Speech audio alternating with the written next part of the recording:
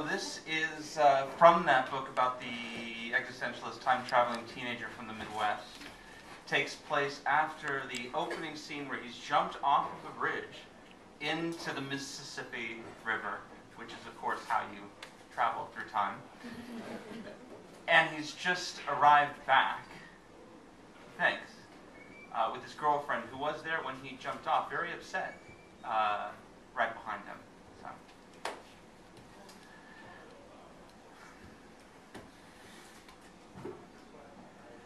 I come to, standing on the railing at the same spot where I jumped into the river. Gary? It's Sam's voice right behind me.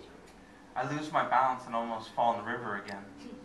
I correct and crash onto the bridge instead, landing hard on the solid beams that support the tracks.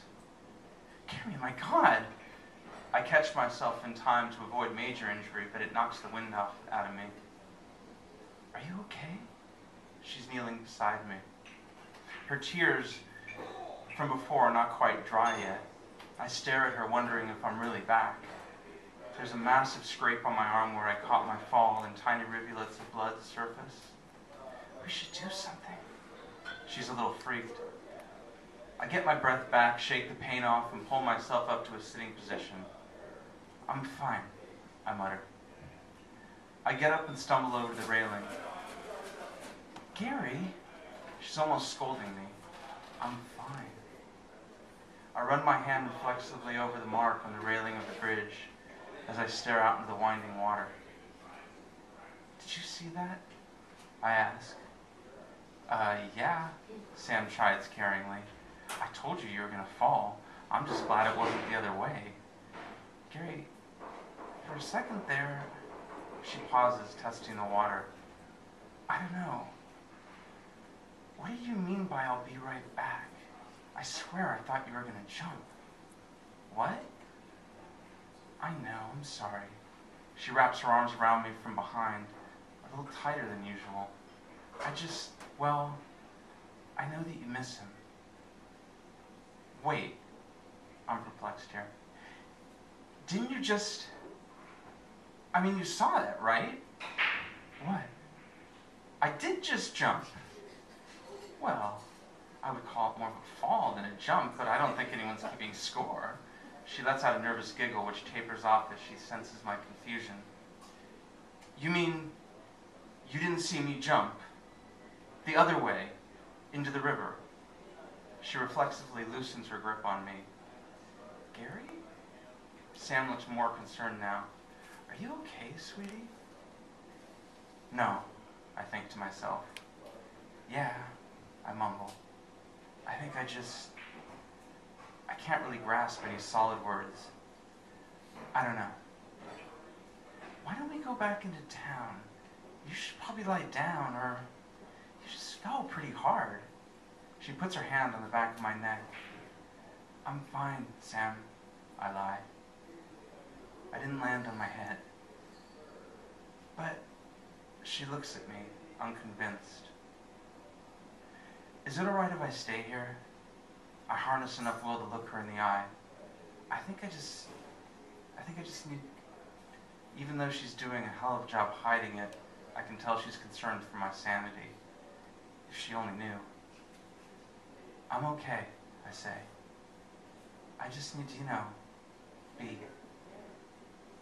Okay, she relents. She takes my hand and rubs it, which is what she always does when she's nervous but doesn't want to show it. I need to finish the paper for Patterson's class anyway. She looks at me, and I summon up enough strength to make eye contact. I'll see you tomorrow, she says as she searches my eyes again. She gets up and adds, on second thought, call me tonight.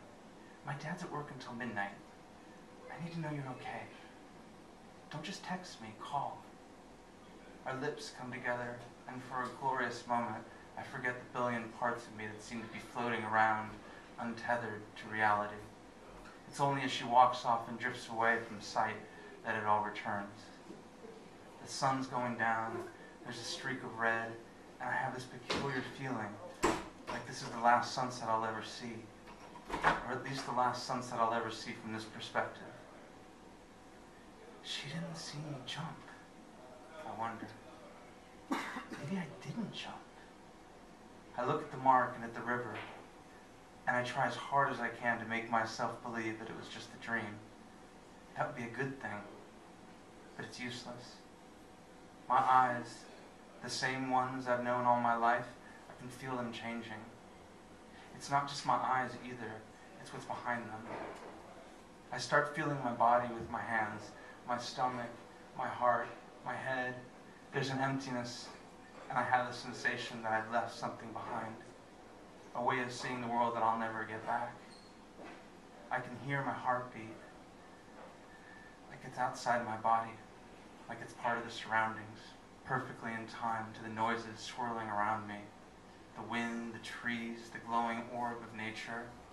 I try to make it stop, to skip a beat, to make it not be such a part of everything, but I can't stop it.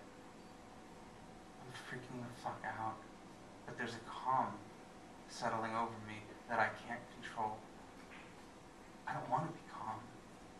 It feels way too much like death, like I'm being buried alive.